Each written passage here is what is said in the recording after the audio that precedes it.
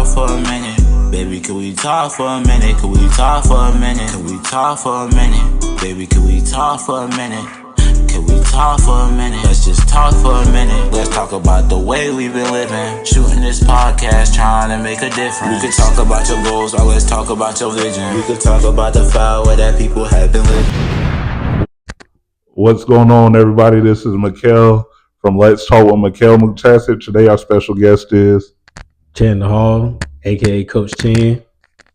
Before we get into the questions, tell us a little bit about yourself, Coach Chan.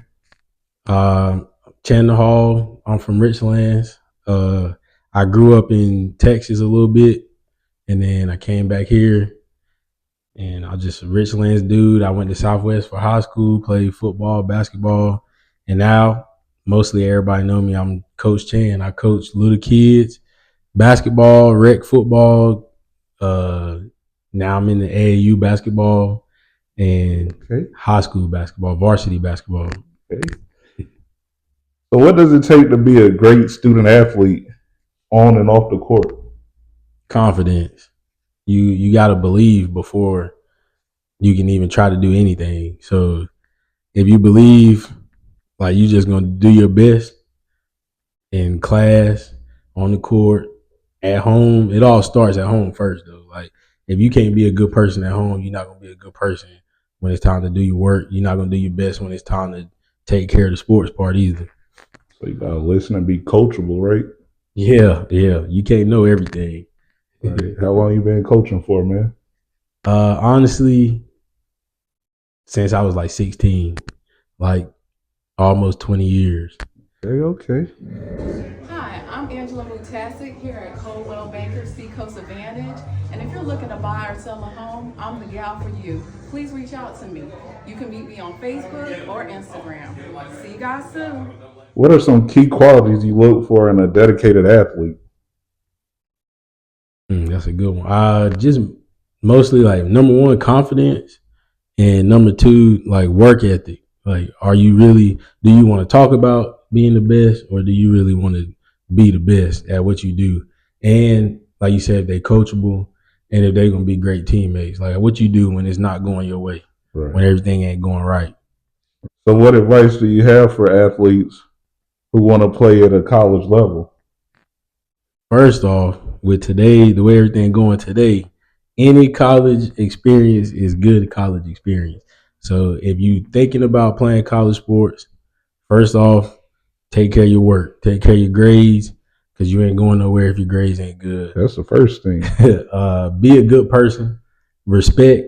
Like, whenever college coaches decide to start talking to you, they like to see if you're going to look them in the eye, if you're going to talk to them, or if you're just going to act like they're not there. And then just be ready to put the work in. Like, if it's JUCO to D1, if you put the work in, the work will always show. So people that don't know what JUCO is, what is that? Junior college, or some people might just say community college, but it's like 2 years. You can go there, polish your game. If your grades weren't all the way good enough, you can get your grades better. Or if you just want to get out of the house and not really have the opportunity to go be in a high level college, you can go there and they'll help you, like, get acclimated to being on your own and while still playing sports. So how do you help athletes balance school, sports, and their personal life? I encourage them to still be kids. Like, it don't have to be a business yet. You don't have to take it so personal. You can put the work in when it's time to put the work in. Like, we practice for like an hour and a half. I don't need you in my face all day. Right. You don't need me in your face all day. Right. So I tell them, like, make mistakes while you're young, while you got people that here to help you get through it, and then just go be a teenager. So I know you say you was a varsity coach. Where do you coach at? I coach at Living Water Christian School here in Jacksonville. You said, like, you do rec coaching and all that. Where you coach at doing that? Yeah, I coach rec basketball and rec football in Richlands, and I coach with Coach Walsh in Jacksonville. We coach with Seventh Nation AAU team. Shout out to Coach Walsh. Shout out Coach Walsh. So what role do parents play in athlete success, and what do you expect from the parents? They are the biggest part. Like, Coaches, we could do all we can, but mostly it's on the parents. Like the kids need their support. Right. They need them to tell them when they're not doing right, when they are doing right. They need their parents. Some of them like rec. They need their parents to bring them there. Right. And really, like it start like if your parents believe in you, you can go do whatever you want to do. That's all you need right there, right? Yeah, what I expect from them though is I expect parents to be there. And like I'm not one of them coaches, even my assistants that help me out. I hate saying assistants, by the way. Right. But like B Monk and my boy Dylan, like we open with the parents. Like we want you to be there. If you want to come watch us practice, come watch us practice. If you want to talk to us about something, but like we not them coaches that be like, we don't want no parents here. Like, and I think that keeps the problems away. Right. Like we just all upfront, transparent, and it's like you help them, we help you. We all in this together. So how do you help athletes deal with pressure and mental challenges when they're playing sports? We try to prepare we prepare them for stress. Like anything that everybody else might think is stress, like in a game, we prepare for that already.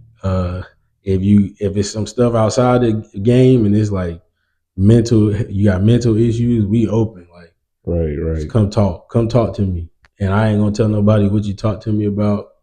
It's between us and we figure it out together. Right.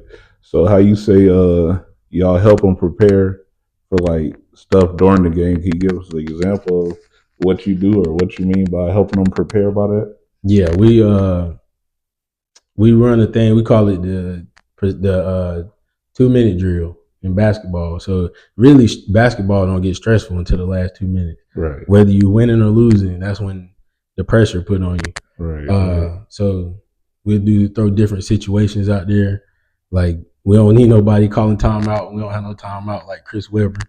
We just throw different situations at them and let them figure it out in practice. Right. So when they get in the game, it's not foreign to them.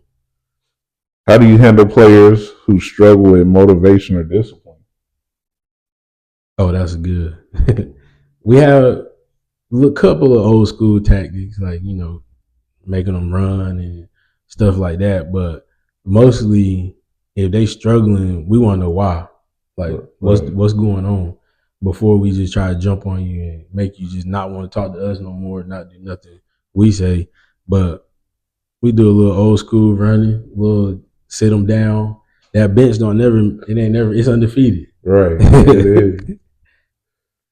So how do you handle the team conflicts and teach athletes about leadership and teamwork? Communication.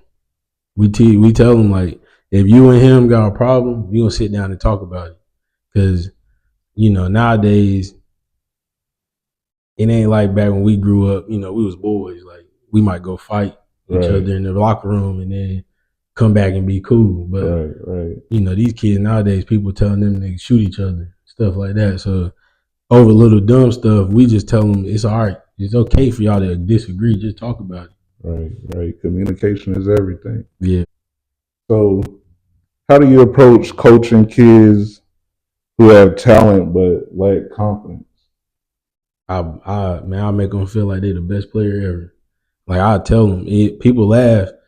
I'm quiet and I don't be yelling at games and stuff, but I tell my boys, like, bro, you the best one out there. Like, he can't guard you. And then I want the other team to hear me say, like, he can't guard you. And then they'll get in their head too, but we just, like, give them all the confidence in the world. Big confident boosters. Yeah. So what lesson do you hope your athletes take with them beyond the sport? Just always be a stand-up person. Like, somebody else can count on. There's gonna always be a situation in somebody's life where somebody's gonna need you.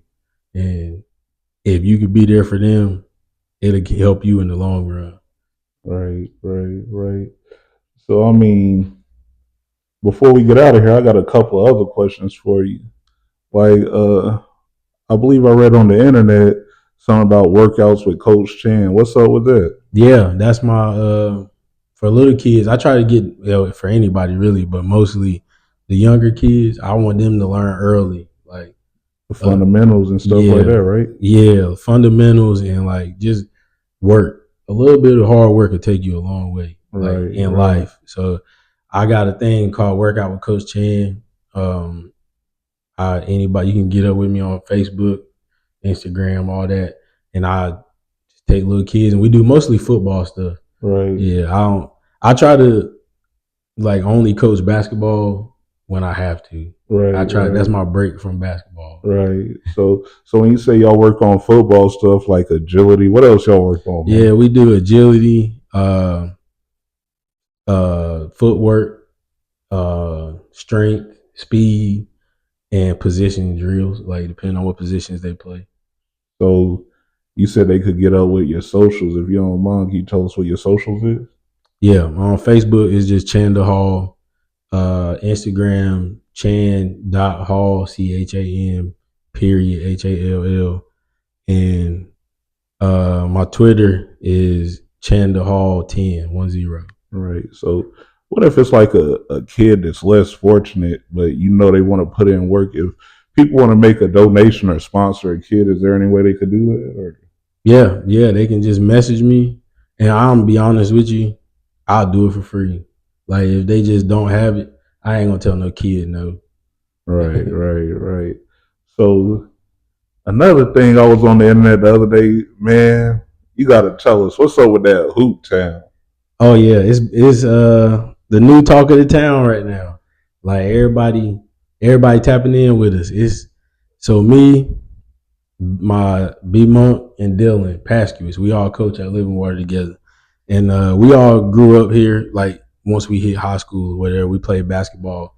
And we just noticed like there's always all-star games and like showcases or anything showing the talent of the kids, and our kids are never in it. Like Right. you might see one or two, but Right. when it's time to go play ball, like all the kids in Onslow County stand up with everybody else. Right. So right. it started as a joke one day at practice. Like if I had to pick a team, you had to pick a team.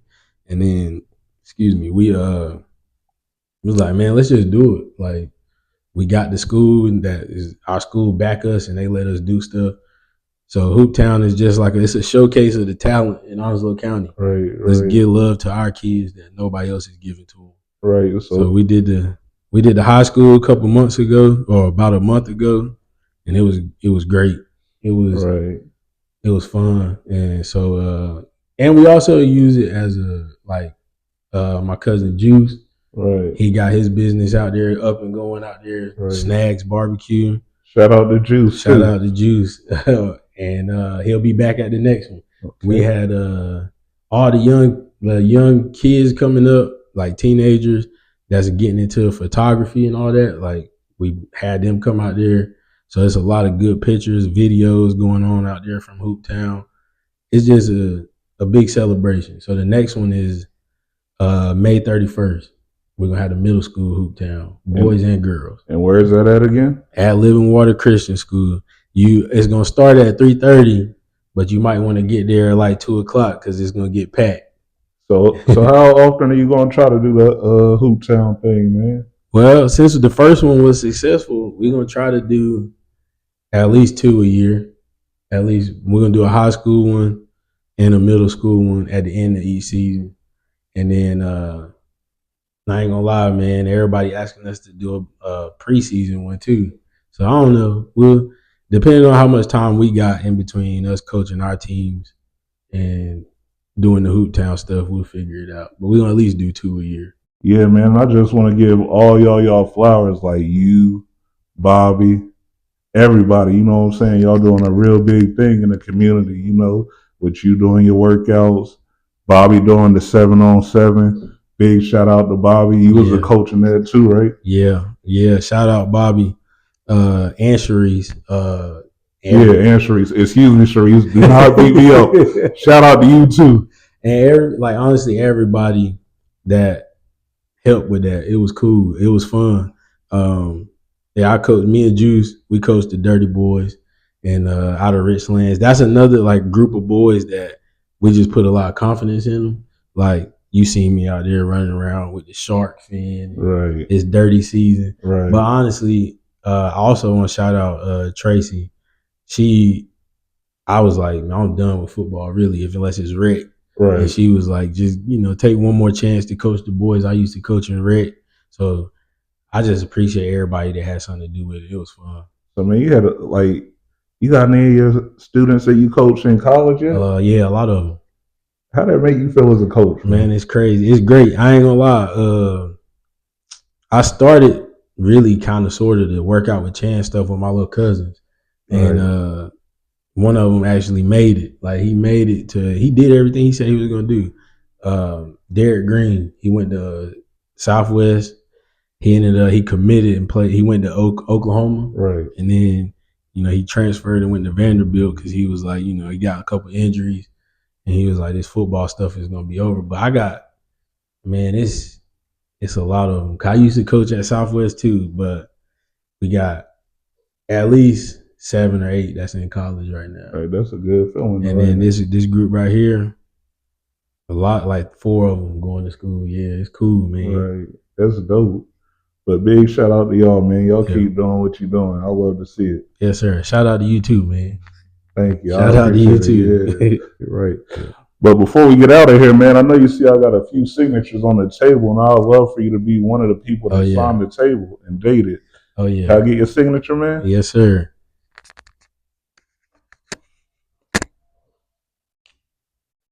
Tell a friend.